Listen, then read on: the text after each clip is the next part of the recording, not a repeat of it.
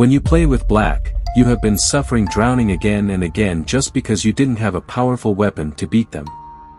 But not anymore. I'm going to save you. Take my hand, let me give you the power. It's time to unlock another deadly weapon.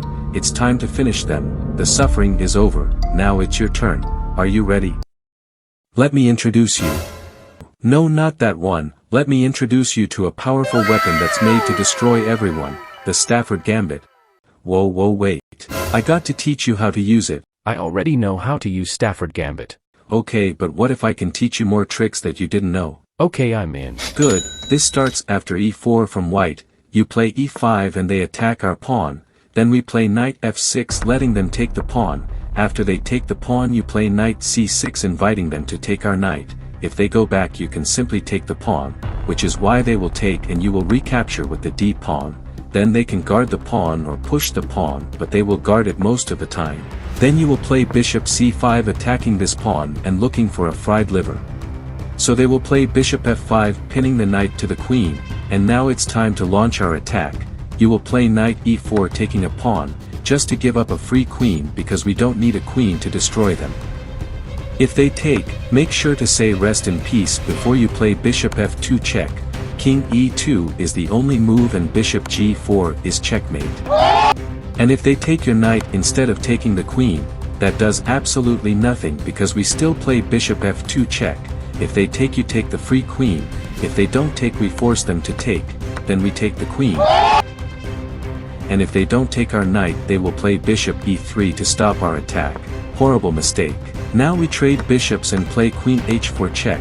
If they move the king it's mate, so they block with pawn and you play knight takes pawn. If they take the knight you win the rook. If they don't take now you play knight e4 discover check on the king, and again if they move the king it's mate so they have to block with the rook. Don't take the rook, you will play queen takes pawn threatening checkmate in 1, they have to block again. Queen h4 check again and now they can move the king but we play bishop g4 winning the queen. They can't take this bishop because this is mate. Now let's see what to do when they attack our knight. You play knight e4 and they will attack the knight. Then you play bishop c5 sacrificing the knight. If they take bishop f2 bishop g4 wins the queen.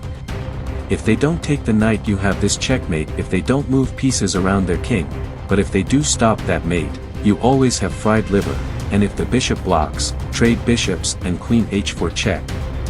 Now let's see what to do when they guard this pawn with a knight. After knight c3 you play bishop c5 and they will move their bishop to castle, so if the bishop doesn't come here, you play knight g4 attacking the weak pawn, so they will castle, but now you play queen h4 threatening checkmate in 1, h3 is the only move and you play knight f2 attacking the queen. If they play queen f3 or queen e2 now you play knight h3 double check, king has to move. Knight f2 discover check and white has to sacrifice the queen otherwise it's checkmate in 1.